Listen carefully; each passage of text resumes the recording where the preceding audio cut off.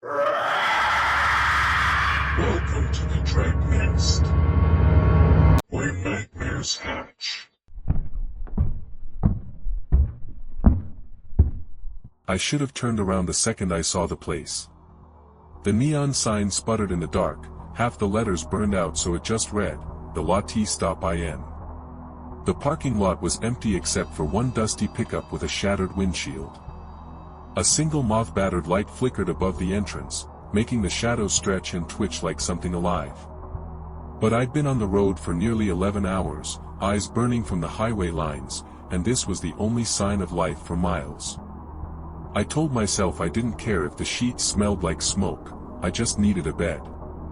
That's all. Inside, the air stung my nose immediately. Bleach. Not faintly, not in the background. Strong, chemical, heavy enough to burn the back of my throat.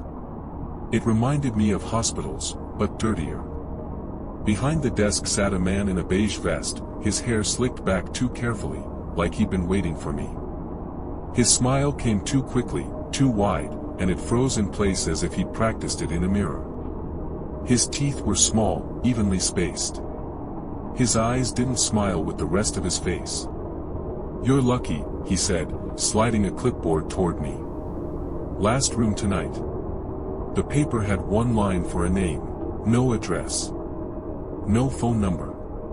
No credit card information. Just a blank. No ID. I asked. My voice sounded thin in the bleach-heavy air. His smile stayed pinned to his face. "Cash works." I hesitated, wallet halfway open. Every motel I'd stayed at in my life asked for ID. But the exhaustion in my bones screamed louder than caution. I slipped him 2 20s. His fingers brushed mine, clammy, lingering an extra beat before pulling away. He slid me a brass key attached to a wooden fob etched with room 12. "Up the stairs, end of the hall," he said. His tone wasn't welcoming. It was final. The carpet was red once, patterned with diamonds, but now it was worn thin and mottled with dark stains in the middle of each shape. The wallpaper peeled in strips, exposing older layers beneath. The lights buzzed, yellow and dim, leaving pockets of shadow between each fixture. When I passed room 6, something scraped from inside. Not movement, a dragging sound, slow, like a hand across the wall.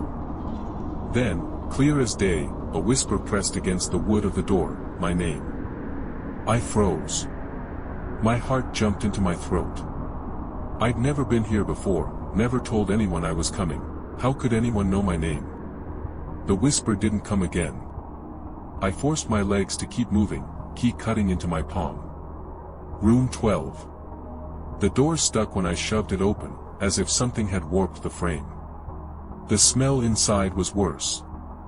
Bleach, yes, but underneath it was something coppery, metallic. The carpet near the bed was still damp. The TV sat on a dresser, already on, playing only static. I turned to leave. I swear I did. But footsteps creaked in the hall right outside. Slow, deliberate, pressing into the floorboards. They stopped directly in front of my door. I held my breath. After a full 30 seconds, the steps continued past. My hand was still on the knob. I should have walked back out, climbed into my car, and driven until the wheels shredded. But exhaustion pinned me down harder than fear. I slid the deadbolt into place and sat on the edge of the bed, shaking. Just a few hours, I told myself. A few hours, then I'll leave at dawn. Sleep came in fragments. Every noise echoed through the thin walls, doors opening, soft voices, a muffled cry cut short. Around 2:30 a.m. I woke to the sound of keys jingling outside my door. The knob turned. My heart stopped. The deadbolt strained as someone pressed against it, testing the lock gently at first, then with more weight. The metal screeched faintly in the silence. They didn't knock. They didn't say a word. Just pressed. Testing. After a long minute, the pressure stopped. Footsteps retreated down the hall. I lay awake until dawn, gripping the brass lamp from the nightstand like a weapon. Morning. When the first light bled through the thin curtains, I grabbed my bag and went straight downstairs. I didn't care about a refund, I just wanted out. But the man from the night before was gone. Behind the desk stood a woman in a faded housecoat, her hair stringy, her smile even wider than his had been. "Checking out?" she asked sweetly. "Yes." My voice cracked. Her eyes glittered. "No record of your stay." "What?" She tapped the clipboard. The paper was blank again. My name, the oily streak of the pen, gone. "You must be mistaken," she said. "You'll be staying another night." I spun, storming out to my car. Relief almost knocked me down when I saw it still parked where I'd left it.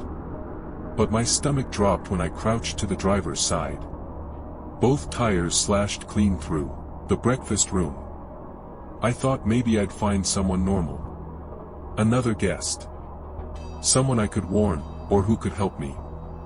The breakfast room had 3 men sitting at a table, all in the same faded work clothes.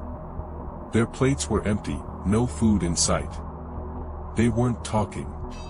Just watching me. One muttered, low enough I almost missed it, "New one." The other 2 chuckled, soft and wet in their throats. At the far table, a woman sat alone. Her eyes darted to mine, wide, terrified. She shook her head quickly, just once, as if to warn me. Before I could move, one of the men placed a hand on her shoulder. She flinched, then dropped her gaze to the table. I didn't stay. Back in my room, I tried my phone. No signal. The landline gave nothing but static. That's when I saw it, a small hole drilled in the wall just above the headboard. Perfectly round, edges scorched as if someone had burned it smooth. I pressed my ear close. On the other side, faint but steady, was breathing. I stumbled back, bile rising. Someone had been watching me all night. By late afternoon, desperation outweighed fear. I went looking for another phone, another exit, anything. Behind the staircase I found a door leading down. The basement air was damp and cold. The bleach smell was stronger, but beneath it lay the undeniable reek of rot. There were no boilers or storage boxes. Just rows of cots, stained dark, each bolted with shackles to the wall. In the center of the floor was a drain, edges crusted with something brown-black. In the far corner, luggage. Purses, duffel bags, suitcases, stacked high. Some looked new, some were dusty with age. My knees almost buckled when I saw a small pink backpack decorated with glitter hearts near the top. A child's backpack. I didn't check the rest. I ran back upstairs, heart hammering. By dusk, I'd made up my mind. I'd run for it, even on flat tires. But when I looked outside, the men from the breakfast room were standing by my car, smoking, watching the building. Waiting. That night, I didn't bother with the bed. I sat on the floor with my back to the wall, lamp in hand. My eyes burned, but I couldn't close them. At 3 a.m. it started. 3 slow knocks at the door. Then a voice, muffled but clear, "It's your turn." The knob rattled violently. The deadbolt screeched under the strain. I pressed my shoulder into the door, every muscle rigid, praying the bolt would hold. The rattling stopped. Silence. Then the whisper again, lower this time, almost a growl, "We're waiting. It's nearly dawn now." The bleach smell is seeping under the door, making my eyes burn. The hall is silent, too silent, like the whole building is holding its breath. My car is useless. My phone's dead. No one on the road outside. No one to call. Every time I think about running, I see them through the lobby window, smiling. Always smiling. If someone finds this notebook, know this: the last stop in isn't a hotel. It's a trap. The staff don't check you in. They erase you. The other guests aren't guests at all, they're part of it. I heard the woman from breakfast screaming an hour ago. The scream cut off too fast. Now the keys are jingling outside my door again. The deadbolt is bending. I don't think it'll hold this time, and no one ever checks out. The front door shouldn't have locked from the outside. That was the first thing I noticed when the host clicked it shut behind me, turning the key twice in the deadbolt before slipping it into his pocket. He smiled as if nothing was strange, saying, "You'll be safe here. We take security seriously." Safe. The word echoed too long in my head. I should have left right then, walked back down the gravel driveway, called the booking site to demand a refund. But it was late, I was tired from the 6-hour drive, and the house looked beautiful from the photos. A perfect stay, the listing had promised. Modern. Private. Clean. Now that I was inside, though, the air smelled faintly metallic, and every window had thick, heavy curtains already drawn shut. I told myself I was just being paranoid. His name was Peter. Mid-40s, pressed polo shirt, too perfect smile. He gave me the kind of welcome tour you'd expect, fridge stocked with sodas, extra towels in the linen closet, thermostat instructions. His voice was smooth, rehearsed, like he'd said the same lines to dozens of guests. But every time I glanced back, his eyes weren't on the house. They were on me. When he showed me the bedroom, he lingered at the doorway. "You'll sleep well here. Very soundproof," he said, almost proudly. I laughed nervously. "That's good, I guess." He didn't laugh back. Finally, he handed me a single brass key. "For the front door," he said. I didn't point out that he'd locked it from the outside with his own copy. The house was quiet after he left. Too quiet. No road noise, no neighbors, not even crickets. Just silence pressing against the windows. I tried to settle in, unpacked, took a shower, scrolled my phone, but when I got into bed, I couldn't shake the feeling of being watched. At midnight, I noticed the smoke detector directly above the bed. A small red light blinked steadily. Too steadily. I stood on the mattress, unscrewed the plastic cover. Inside wasn't just a sensor. A tiny camera lens stared back at me. My stomach flipped. I threw the cover back on and climbed down, hands shaking. I told myself I'd report it in the morning, demand a refund, leave early. Just get through the night. But I didn't sleep. Every creak of the house felt deliberate, like footsteps. At 2:17 a.m., my phone buzzed with a notification. A message from Peter, the host. "You're still awake." I hadn't told him that. I left the bedroom door open when I went to the kitchen, unwilling to turn my back on anything. The fridge was full, milk, juice, meat sealed in butcher paper. Too much meat for a single host to provide for guests. On the table sat a small card I hadn't noticed last night.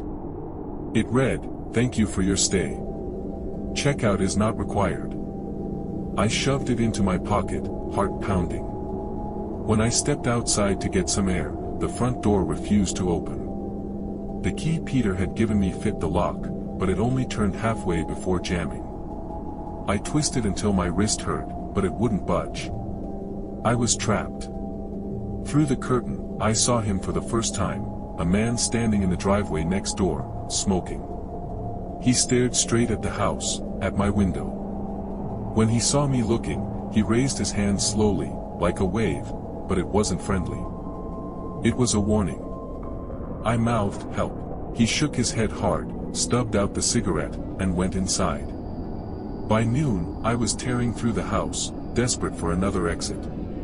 Back door. Nailed shut. Windows. Bolted from the outside.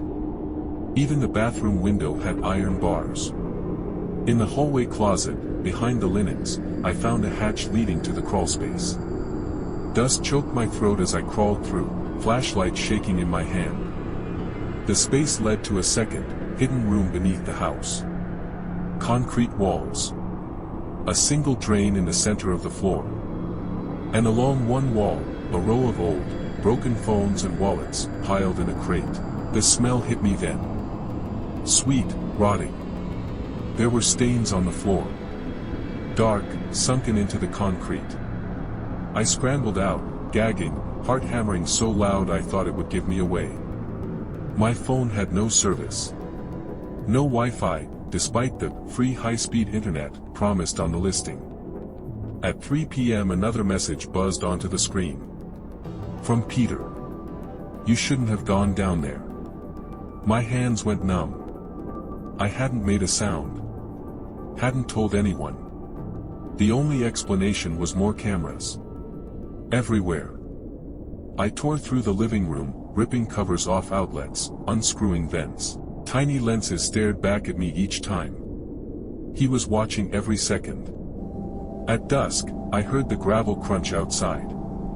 The front door unlocked with a heavy clack. Peter stepped inside without knocking. Just checking in, he said lightly, carrying a tray of food. Steak, still bleeding, mashed potatoes, green beans. I stood frozen as he set it on the table. You should eat, he said. Travel takes it out of you. I'm leaving tomorrow, I managed to say, though my throat was tight. His smile widened. Guests always say that. Then he left. The deadbolt clicked behind him. I didn't touch the food. I shoved the dresser against the bedroom door, sat on the bed with my back against the wall, phone clutched in my hand. The cameras blinked red in the ceiling corners. At 1 a.m. a soft scraping came from the crawlspace. I froze, listening. Someone, was moving beneath the house. The sound traveled, slow, toward the wall behind my bed. I pressed my ear to the plaster.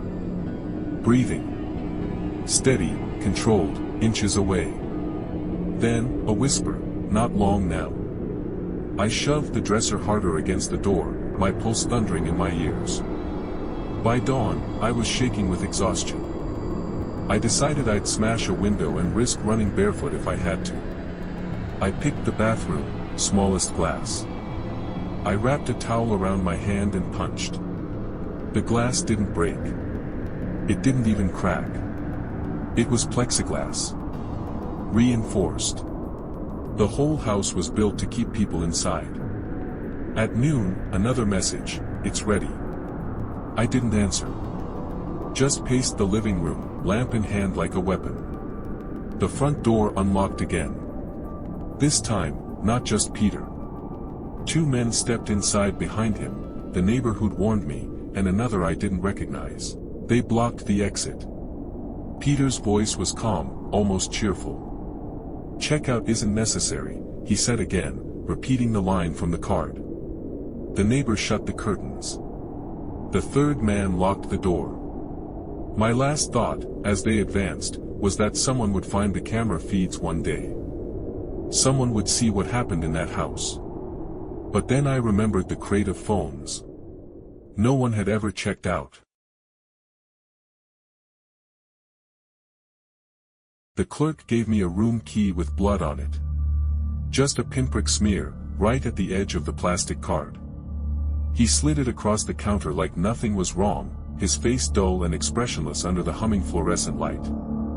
You'll be in room 9, he said. I should have left. I should have turned around, gotten back in my car, and driven another 2 hours to the next city. But it was past midnight, I'd been on the road for 10 hours, and every motel on the stretch of highway before this one had the same faded neon sign, no vacancy. This was the first one with a light that flickered open. So I took the key. The hall smelled like wet carpet and mold. The wallpaper peeled in yellowed strips, revealing damp plaster beneath. My footsteps echoed too loudly on the thin floorboards, as if there wasn't much under me at all. When I reached room 9, the number on the door was missing. Only a faint square of cleaner wood where it had been. The key card worked on the first try. The door creaked open into darkness. Inside, the air was hot and still. The kind of heat that felt breathed in. I flicked the light switch. The overhead bulb glowed sickly yellow, buzzing, never fully steady. The room had the usual motel layout: queen bed, dresser, cheap TV, tiny bathroom. But something felt wrong immediately. The mirror above the dresser was cracked in 3 jagged lines. The carpet had black stains that weren't wine or coffee. And the headboard of the bed was sticky. I dropped my bag and told myself I'd just sleep a few hours, leave early. Just get through the night. I was brushing my teeth when I heard it. Not footsteps. Not pipes. Something heavier. A dragging sound, long and deliberate, moving down the hallway outside. I froze, toothbrush halfway to my mouth. The sound stopped at my door. Then came the breathing. Slow, rasping, inches away. I held my breath, heart pounding, staring at the door as if it could burst open any second. After a full minute, the sound moved on, dragging, scraping down the hall until it faded. I told myself it was another guest. That old buildings made weird noises. That I was just tired. But when I tried to lock the deadbolt, I saw it was broken. The latch didn't even line up with the frame. Anyone could walk in. I didn't sleep. I lay in bed, every muscle tense, staring at the door.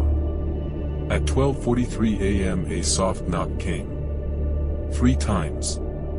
I froze. Another knock. Louder. Housekeeping, a voice croaked. Mail. Too deep. Wrong for the word. I didn't move. The knock came again, harder. Housekeeping. I sat up, heart racing, eyes fixed on the door. Then silence. Minutes passed. Finally, I heard the dragging sound again, retreating down the hall. I didn't sleep at all after that. When I opened the door, the hallway carpet was damp. A trail of wet footprints led from one end to the other, bare feet pressed into the fibers. They stopped right at my door. The clerk at the front desk looked at me blankly when I asked if anyone had been cleaning during the night. No housekeeping staff here, he said flatly. I left without pressing further. But when I walked to my car, the tires were slashed. All 4. No service on my phone. The Wi-Fi network didn't exist. The motel sat miles from the main highway, surrounded by empty fields. No houses. No businesses. Just this building, squatting alone. When I asked the clerk about a mechanic, he said, tomorrow. Always, tomorrow. I bought a soda from the vending machine in the lobby, sat outside on the concrete step, and watched. There were other cars in the lot. Dusty. Untouched. Some with tags from years ago. No other guests ever came in or out. I thought about running. Just walking down the empty road until I found something, anything. But the sun was already setting, and the road looked endless. So I went back to room 9. I pushed the dresser against the door this time, piled the chair on top, anything to block the entrance. By 1 a.m. I was shaking with adrenaline. Every creak, every buzz of the light made me flinch. Then the dragging sound returned. Closer. Louder. Right outside. The handle of my door turned, clicking against the deadbolt. Once. Twice. Then the weight slammed against the door. Hard. The dresser jumped an inch. I scrambled back, clutching the lamp like a weapon. Another slam. Harder. The wood splintered.